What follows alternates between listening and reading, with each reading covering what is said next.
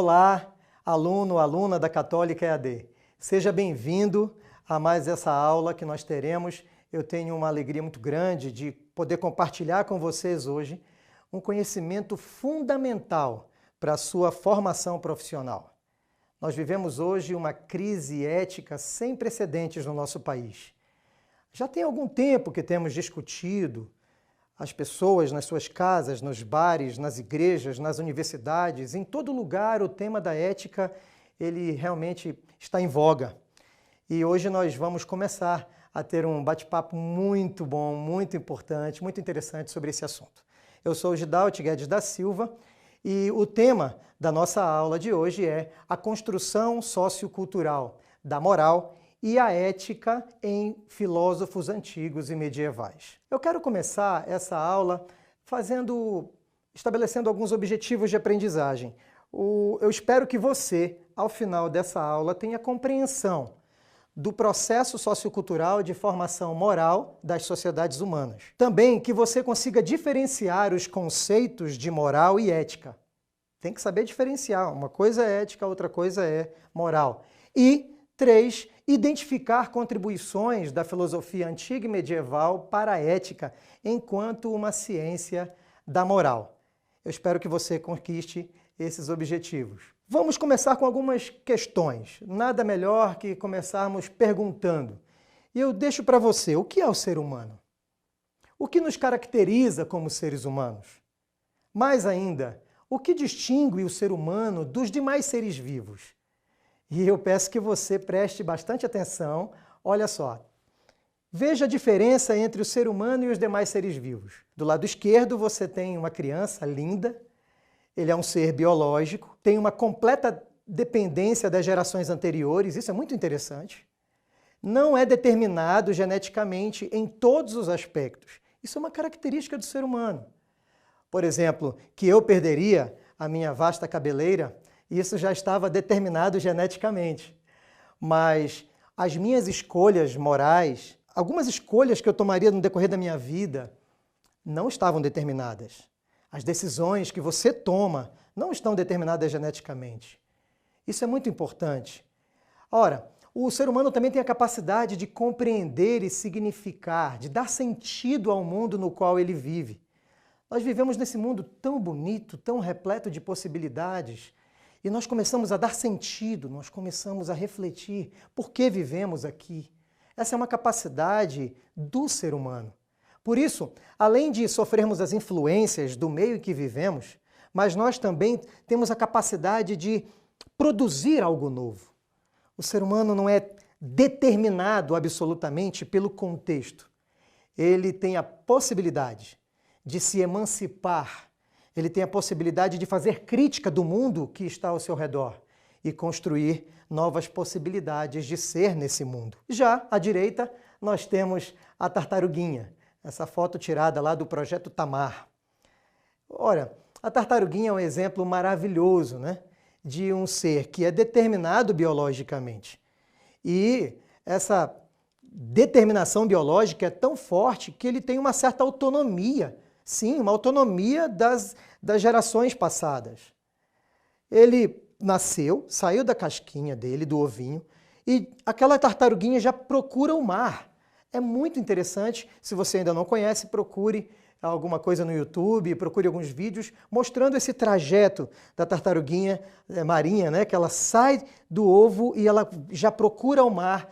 E isso está nela, é uma determinação genética, instintiva, está nela. É diferente do ser humano. Uma criança, um ser humano, um bebezinho, sem o amparo das gerações anteriores, ele nada seria, do ponto de vista de construção da sua subjetividade. Ele caminharia muito pouco.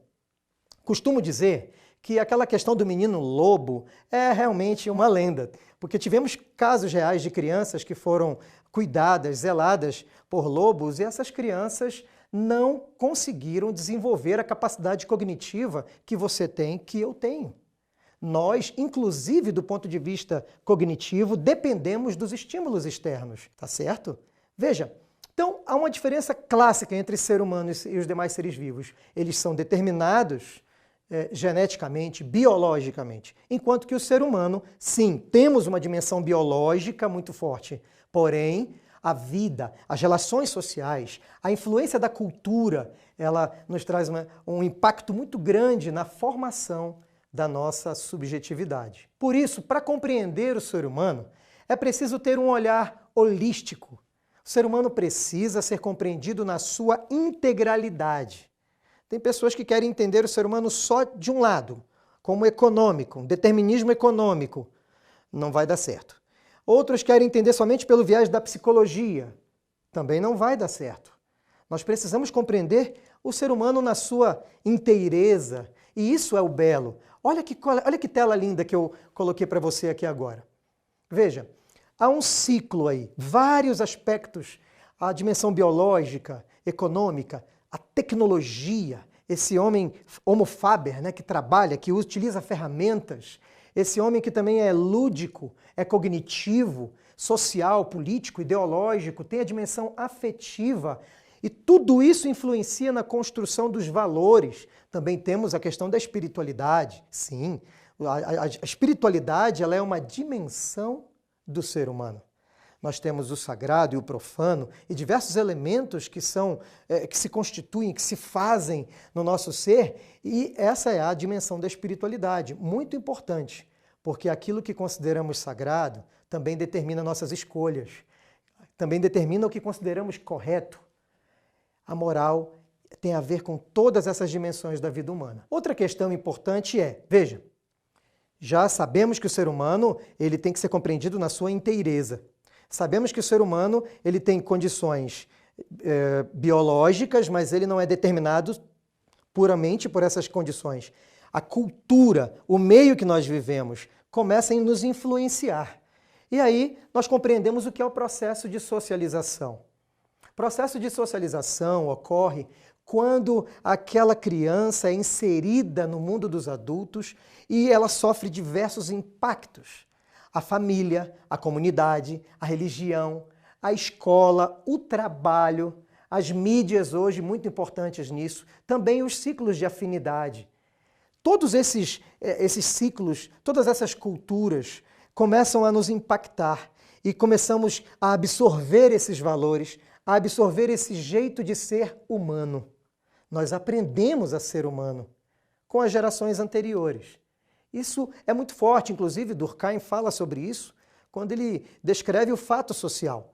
Ele diz que sempre o coletivo, de algum modo, vai imperar sobre o indivíduo. O coletivo vai impor ao indivíduo a maneira dele ser. Então cabe ao indivíduo somente a mera adaptação. Essa é uma forma de ver. Veja, não podemos negar o fato social ou essas influências, o impacto da cultura sobre cada indivíduo. Porém, não podemos também cair no equívoco de dizer que o indivíduo não tenha condições de se emancipar, que o indivíduo não tenha condições de dizer, olha, eu entendo, eu estou refletindo e percebendo esse mundo que está me impondo um comportamento. Esse mundo me impõe um modo de ser, um valor, mas eu não quero esse valor. Eu decidi ter uma nova postura. E isso é fundamental. Fundamental. Ok? Por isso nós temos de um lado o fato social, forçando o ser humano à adaptação, e do outro lado nós temos essa capacidade de emancipação, essa busca de autonomia do indivíduo. E o fato social, a adaptação, a cultura que nos impõe um modo de ser, que nos impõe valores, costumes, está relacionado à moral, enquanto que o desejo de emancipação, o desejo de refletir conscientemente, criticamente acerca da realidade, nos impulsiona, nos aproxima da ética. Por isso que Marilena Chauí, ela diz assim, leia comigo, toda cultura e cada sociedade institui uma moral válida para todos os seus membros. Culturas e sociedades fortemente hierarquizadas e com diferenças de castas ou de classes muito profundas podem até mesmo possuir várias morais. No entanto, a simples existência da moral não significa a presença explícita de uma ética, entendida como filosofia moral. Isto é, uma reflexão que discuta profundamente, que problematize e interprete o significado dos valores morais. É por isso que eu fico perplexo quando eu olho muitas vezes para as pessoas e percebo que determinados comportamentos sociais levam as massas e as massas vão sendo conduzidas por esses comportamentos e é difícil achar um que olhe para o lado e pergunte: por que eu estou caminhando nesse sentido? Só porque a multidão me empurra, eu também vou caminhar para esse lugar? Será que eu não devo criticar, duvidar se realmente esses valores que estão sendo impostos a mim pela cultura são os valores que eu devo obedecer, que eu devo seguir? Isso é muito importante para esse amadurecimento ético, para esse desenvolvimento moral. Trago também uma contribuição muito importante de Lawrence Kohlberg. Lawrence Kohlberg era um psicólogo que estava preocupado em compreender como que o indivíduo se desenvolvia do ponto de vista moral. Ele era um discípulo de Piaget, mas ele não acreditava que a moral evoluía naturalmente com a evolução cognitiva, com o desenvolvimento cognitivo. Para ele, o desenvolvimento cognitivo do ser humano estava separado do desenvolvimento moral. E é interessante, Kohlberg, ele diz para a gente que o ser humano vive 3 estágios de desenvolvimento moral. O primeiro estágio é o da heteronomia, mas é um estágio egocêntrico. Nessa fase, o ser humano pode até obedecer às regras, mas ele obedece porque tem medo de uma punição ou obedece porque quer um prêmio. Isso é muito comum nas crianças, muito comum. Também é muito comum, inclusive, em condicionamento comportamental dos animais. Agora, veja, fazer as coisas só porque eu tenho um benefício ou porque tenho medo da punição. Por exemplo, eu sei, isso não deve fazer parte da sua vida, nem da minha, mas aquele aluno que vai colar na prova ou não colar na prova. Ah, eu não vou colar porque alguém está olhando e eu vou ser punido. Nessa hora você está sendo egocêntrico. É um estágio moral muito pequenino, digamos, imaturo. É uma imaturidade moral. A outra fase é a heteronomia, mas dessa interpessoalidade. Também é uma fase de heteronomia, só que quando a pessoa está admirando, ela olha para a lei e ela admira a lei. Não, por que você não cola na prova? Porque não é certo. Não é correto colar na prova. Então eu não vou colar. Mas por que não devemos colar na prova? Eu não sei, mas a regra é essa. Não devemos colar na prova. E eu sigo as regras. Esse é um outro estágio muito interessante, né, que é o estágio convencional. O primeiro é o pré-convencional, o segundo, o convencional, e o terceiro estágio, que aí sim alcançamos essa maturidade ética. É alguém que ele é o estágio pós-convencional, é a pessoa que ela decide se vai cumprir ou não vai cumprir determinada norma. E essa decisão não é baseada no interesse mesquinho, também não é baseada na pura subserviência e obediência às leis. Não. É alguém que consegue ponderar, analisar, fazer crítica acerca da moral. E aí, após essa crítica, a pessoa vai julgar, decidir. Olha, realmente eu compreendo que não devo colar, porque isso seria negar a verdade acerca do meu processo avaliativo. Eu devo ser verdadeiro, eu devo ser justo comigo mesmo, transparente comigo mesmo e também com os meus professores que me avaliam. Veja, tomar decisões baseadas em princípios e que você use esses princípios para refletir, considerar acerca da prática, acerca da moral. E é esse o desafio que eu faço a você. Não seja uma pessoa que simplesmente vive a vida e que repete as coisas que os outros fazem. Seja alguém que vai realmente fazer uma crítica da moral e vai considerar, devo ou não devo tomar essa decisão? E essa é a diferença entre moral e ética. Vamos lá? Comigo. Moral é um modo de ser que procede da experiência comum dos valores, mediante repetição, imitação e adaptação. Do outro lado, temos a ética, modo de ser que procede da reflexão acerca da moral coletiva. É uma reflexão, indagando-a, questionando-a como um exercício da autonomia e da liberdade humanas. Como você faz na sua vida? Vocês têm sido uma mera xerox? Costumo perguntar isso aos meus alunos. Você é uma mera cópia? Ou você tem uma identidade construída a partir da sua capacidade de autonomia, de reflexão? Pense sobre isso. Agora, vamos lá. Próximo passo. Já estabelecemos aí essa relação entre os processos sociais e como que esses processos sociais vão formando por meio das pactuações coletivas, por meio desses contratos sociais, nós vamos consolidando os valores morais de uma sociedade, de um grupo. Agora, além disso, também nós sabemos que essas pessoas que vivem nessa sociedade, elas podem simplesmente repetir, seguir o fluxo, ou elas podem fazer uma crítica da moral, uma crítica daquilo que lhes foi imposto. E essa é a diferença entre ética e moral. Só que como que eu vou fazer essa crítica? A partir de que elementos? Quais os critérios eu vou utilizar para fazer uma crítica da moral? É por isso que nós vamos pegar a contribuição de alguns pensadores. O primeiro pensador é Platão.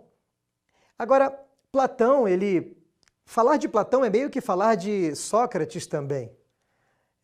Platão era discípulo de Sócrates.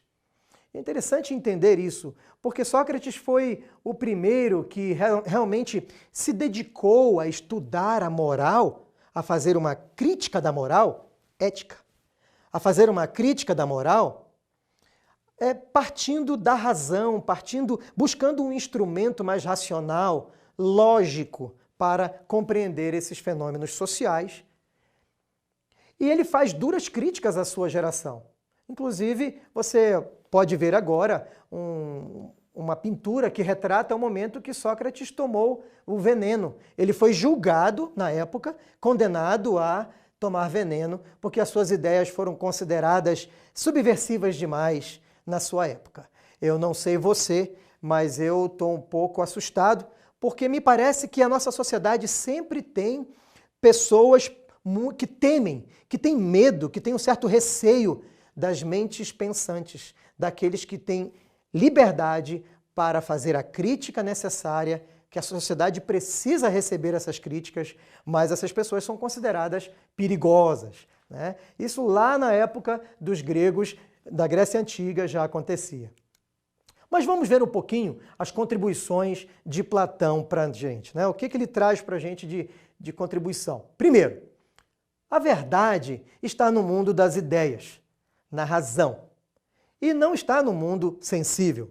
Vocês já devem ter lido O Mito da Caverna, e Platão ele tem uma suspeita muito grande. Ele suspeita do mundo sensível. Ele olha para as ideias, ele percebe que, por exemplo, o bem, ou vamos falar de coisas simples, a cadeira no mundo das ideias é perfeita. Aí quando você olha para o mundo sensível, é uma representação falseada, é um negócio meio de segunda categoria, né? Ele suspeita muito do mundo sensível. Por isso que, a partir daí, ele começa a construir o seu conceito de moral. Porque para ele, moral tem a ver com o sumo bem, com o belo, com a perfeição. Essa perfeição que está no mundo das ideias, não está no mundo sensível. Por isso, a busca da verdade moral, se a verdade está encontrada no mundo das ideias e não no mundo sensível, a verdade moral também do indivíduo está nesse campo, no campo das ideias. E para que eu viva realmente de acordo com essas virtudes, de acordo com essa busca de aperfeiçoamento, eu preciso olhar para a minha vida no dia a dia, que é um mundo sensível, e colocar um contraponto aqui. De um lado, a minha vida no cotidiano, as relações das pessoas, como as pessoas se relacionam, os costumes, os valores, no mundo sensível. E eu preciso confrontar esse mundo sensível com a perfeição das ideias, com a perfeição da razão. E dessa relação dialética, desse confronto, é que nós começamos a buscar o aperfeiçoamento do meu caminho, do seu caminho de vida. Essa é uma contribuição interessante até de Platão. Mas tem algo que nos preocupa. É que Platão ele acaba estabelecendo uma certa dicotomia entre o corpo e a alma. Sim, dicotomia entre o mundo sensível e o mundo das ideias. E ele começa a olhar para o corpo como algo ruim, o corpo como meio a prisão da alma. E a alma como, sim, aquela que pode se libertar do corpo em algum dia por meio da razão, por meio da emancipação. E aí nós temos outros que foram sendo conduzidos pelo pensamento de Platão, que construíram outras doutrinas filosóficas durante o período helênico, que não vamos entrar aqui agora. Agora é interessante que, veja, essa forma de Platão enxergar acaba depreciando um pouco, né? Acaba depreciando um pouquinho o mundo sensível, depreciando um pouco a sociedade, depreciando... É como se a verdade e o aperfeiçoamento, eu nunca, de fato, poderia encontrar essas coisas na vida, no dia a dia, na sociedade que eu estou vivendo. Agora tem algo que é interessante, feita essa crítica. Platão, ele defende a razão universal. Ora, já que todo ser humano, né, é dotado de capacidade racional e a razão é o caminho para a verdade, logo existe uma verdade que é universal. Já Aristóteles faz uma crítica a Platão. Ele vai dizer, olha, a verdade não está puramente no mundo das ideias, porque não existe a ideia solta, desconectada da existência. Isso é muito interessante. Por isso que o Aristóteles ele começa a convidar, ele nos convida a fazermos uma relação entre a ideia e a existência. A moral, a verdade acerca da moral, ela será descoberta nas situações concretas da vida. Para Aristóteles, a questão do que é o bem para alguém não se resolve pela busca de um tipo ideal de vida boa, na qual teriam as pessoas que inspirar-se.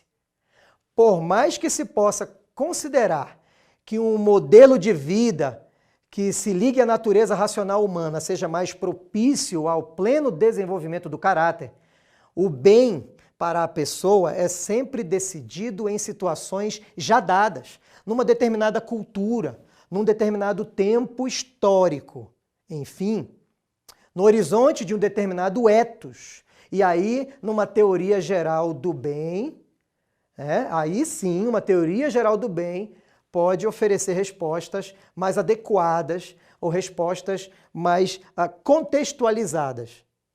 Tá certo? Então, enquanto, de um lado, Platão entende que a razão pode ser um instrumento para julgar tudo, isoladamente, como um conceito puro, já em Aristóteles, não. Nós precisamos fazer essa relação entre as ideias e cada realidade, cada situação concreta da vida. Mas vamos ver em Aristóteles dois tipos de virtude que ele considera muito importantes. Primeiro, as virtudes éticas. Para Aristóteles, essas virtudes estão associadas aos nossos hábitos. Estão associados mesmo àquilo que nós somos, aquilo que já é hábito, rotina de nossa vida. Enquanto que as virtudes intelectuais, elas estão relacionadas à razão prática, que é a capacidade de fazer crítica da minha prática. Razão prática é a capacidade de fazer crítica da minha prática, é uma atitude reflexiva. Enquanto que a razão teórica é essa busca, não de olhar para a minha própria prática, para a minha própria vida, para a vida da sociedade, mas olhar para os conceitos. Aí sim, buscar determinados conceitos universais que sirvam de parâmetro para que essa crítica da moral seja feita com mais eficácia, seja feita com mais consistência. Vamos para um outro autor, já na Idade Média, Santo Agostinho. lá no século IV e V. É interessante isso. Santo Agostinho, ele acabou sendo influenciado pelo pensamento de Platão. Ele se apropria de elementos da filosofia de Platão para construir uma ética cristã. Platão estabeleceu que o fim do bem é viver de acordo com a virtude, certo? O que pode conseguir apenas quem conhece e imita a Deus, e que tal é a única fonte de sua felicidade. Veja, aquelas ideias que antes eram atribuídas a uma razão fundamental de todas as coisas lá na Grécia, para Agostinho, Deus é a origem de toda essa felicidade, é a origem desse bem que pode brotar em nós por meio da graça, da ação graciosa de Deus. Agora, é interessante que Agostinho, ele também compara o mundo das ideias com as coisas celestes, enquanto que a natureza e o nosso mundo cotidiano começa a ser percebido como algo mais pecaminoso, como algo menor. Do mesmo jeito que Platão, ele tem uma certa suspeita para com o mundo sensível, também Agostinho tem uma certa suspeita para com o pecado, para com a nossa realidade temporal. E ele não acredita que nessa realidade temporal nós possamos realmente desfrutar de gozo, de felicidade. O que nós temos é uma espécie de simulacro, né? Nós temos algo que vai parecendo, mas na verdade a felicidade, a plenitude dessa felicidade, dessa graça, somente acontecerá nas regiões celestes, e ele acaba meio que nos conduzindo a uma maneira de desistir um pouco da transformação do mundo. Isso não é bom. E é por isso que Tomás de Aquino, ele sente a necessidade de retomar Aristóteles. Olha que interessante. É em Aristóteles que Tomás de Aquino irá encontrar a noção de bem comum, da vivência das virtudes como algo inerente aos interesses da cidade, da polis, e o universo da política, não como algo ruim, mas como uma possibilidade de serviço à vontade de Deus. Veja que interessante, eu já me deparei com pessoas que, mesmo sem muita capacidade filosófica, as pessoas não tinham, digamos, a consciência que estavam em uma corrente ou em outra corrente.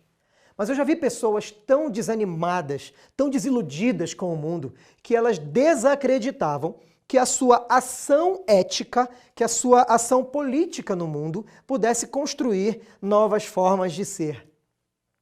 Enquanto que, de outro lado, eu vejo pessoas que, mesmo se deparando com duras realidades, se deparando com a fome que ainda está dominando, muito presente no mundo, mesmo se deparando com uma sociedade que não tem nenhum compromisso ecológico, mesmo se deparando com a violência que se alastra, a violência contra a mulher, a violência contra grupos minoritários da nossa sociedade, também pessoas que se deparam com a violência no campo, com a exploração de crianças, sabe? Tantas coisas difíceis. É difícil ver jornal hoje. Eu quero retomar o começo da nossa aula. Vivemos uma crise ética profunda na nossa sociedade. E o que vamos fazer?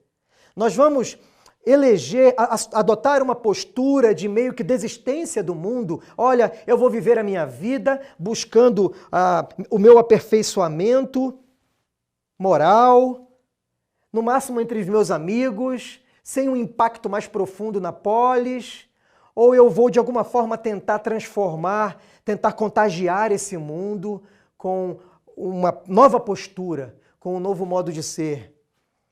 Essa é uma escolha que nós precisamos fazer. Todos os dias, eu e você, vamos nos deparar com essas escolhas. Vamos caminhar para a conclusão dessa aula, fazendo um breve resumo que você percebe no nosso gráfico. Vamos começar pelos processos socioculturais. Os processos socioculturais, como você pode observar no ciclo, eles, por meio das pactuações, das construções, do fato social, dessas condições muito fortes, condicionamentos sobre os indivíduos, eles promovem o quê? A moral. A moral se consolida, os costumes se consolidam na sociedade. E essa sociedade impõe esses costumes às novas gerações, por meio do processo de socialização. que temos aí em amarelo. Só que os indivíduos, os sujeitos, não são meramente determinados pelo contexto, pelo seu meio, mas eles têm capacidade crítica e eles então se levantam fazendo questionamentos, duvidando. Eles começam realmente a questionar se o rumo que o mundo está levando é a melhor escolha. Depois desses questionamentos, eles começam a... Nós temos aí vários sociólogos que explicam isso. Porque essas pessoas que questionam geralmente têm um carisma, têm uma capacidade de liderança, e eles começam a contagiar grupos, e esses grupos se fortalecem no meio da sociedade, e aí esses indivíduos tomam força e eles decidem se eles vão buscar mudança ou se eles vão buscar a mera adaptação ao mundo que já estava. Interessante quando esses grupos começam a buscar mudança e eles novamente voltam para os processos socioculturais e ali tem tensões entre grupos com opiniões diferentes. É muito interessante. A sociedade humana é linda. Essa capacidade que nós temos de construir os consensos à luz a partir do contraditório. Pessoas pensando diferentes, discutindo, debatendo, isso não é ruim. Isso é o que há de mais belo na nossa sociedade, porque assim se constroem as sociedades democráticas. Eu convido você a se debruçar nos estudos sobre esse tema. Temos muito ainda a caminhar juntos. Foi uma alegria estar com você aqui e nos vemos na próxima aula.